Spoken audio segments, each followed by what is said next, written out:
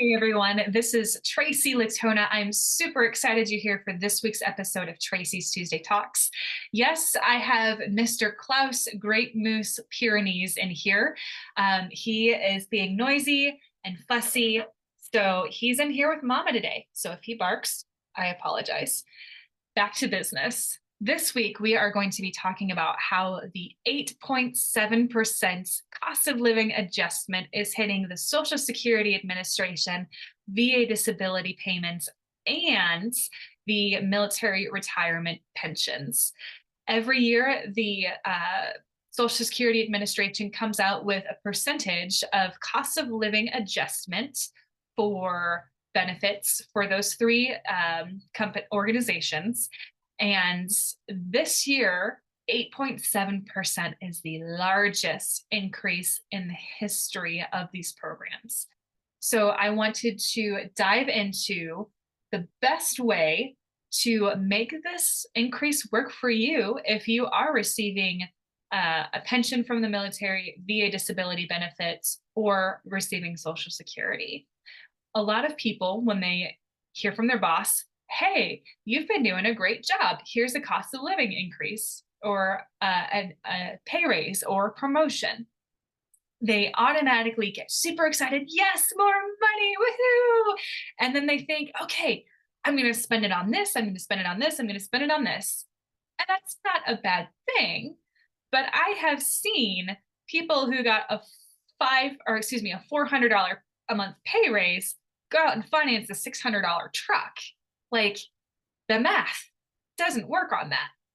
If you do not have a plan for any sort of pay raise or cost of living adjustment, you're going to continue that cycle of feeling the way that you're feeling now. And for 8 out of 10 of Americans, that feels like living paycheck to paycheck. So how do you use this to your benefit to break that cycle so you no longer feel that stress and that angst and just the, oh, I can't wait until payday, I feel broke? First thing, and of course I'm going to say this because I'm a financial coach, is have a budget.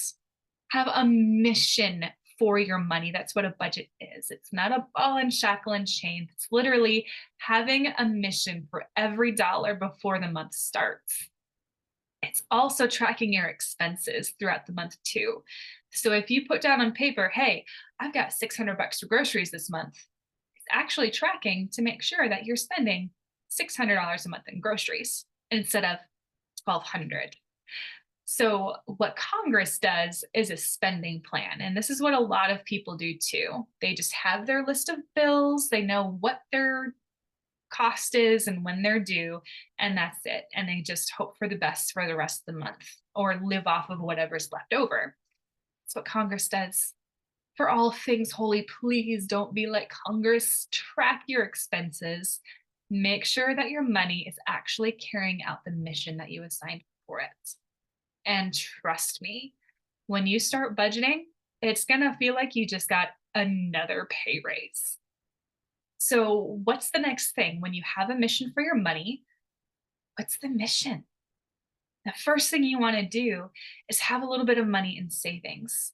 Have a plan for how you're going to spend that money, what you want to do with it.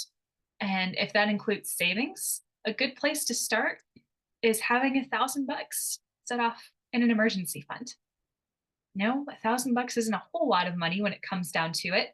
But considering the fact that 67% of Americans can't even cover a $400 emergency, $1,000 is a good place to start. And if you make less than $24,000 a year, that's going to be $500 in your emergency fund. So the next thing is to destroy debt. Stop giving your income, your most powerful wealth building tool, away to people to pay for things that you bought in the past. No more truck payments, no more credit card payments. Pay back the IRS, please. That should be on the top with paying back family. The way that you do that is using the debt snowball method of listing all of your debts from the smallest amount owed to the largest amount owed, paying minimums on everything except the smallest one.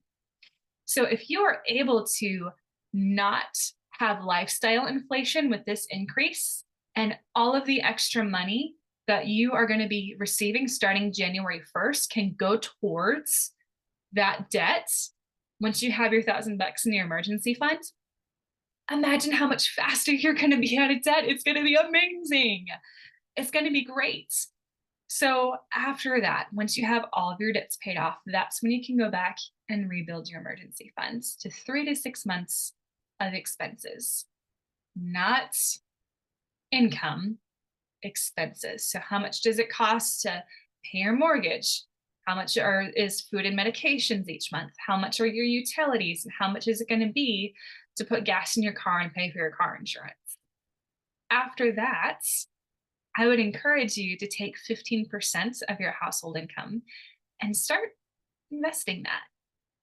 For people who are already retired and already have money coming to them from Social Security, I would encourage you to talk to a financial advisor to see what other ways you can make that money grow.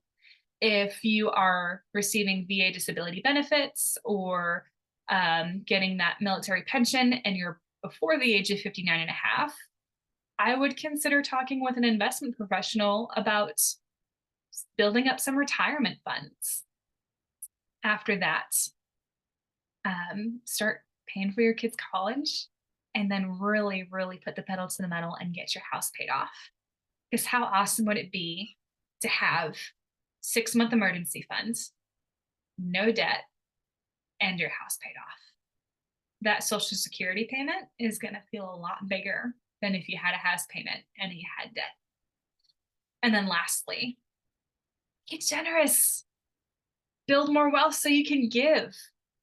A lot of people that I talk to are like, man, I just want to be more generous. And I feel too broke to be able to do that. Use this as an opportunity to be able to do that. Now, of course, if you want to go out and have some fun with this increase, by all means, I'm not saying don't. What I am saying is don't let this increase, the biggest increase in the history of increases, take up your lifestyle inflation so you keep living the same cycle that you're trying to break.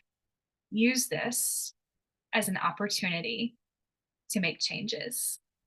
And if that's something that you've tried to do in the past, or you don't even know where to start and you'd like some help, I would love to spend about an hour with you in a complimentary financial coaching conversation just to see where you're at, where you want to be, and how to get you there. It would be my honor. So please get that scheduled and a link in the comments. Thank you so much for joining me this week. Next week, we are going to have an incredible guest talking about the IRS. See you soon, guys. Have a blessed day. Hope you had a Merry Christmas.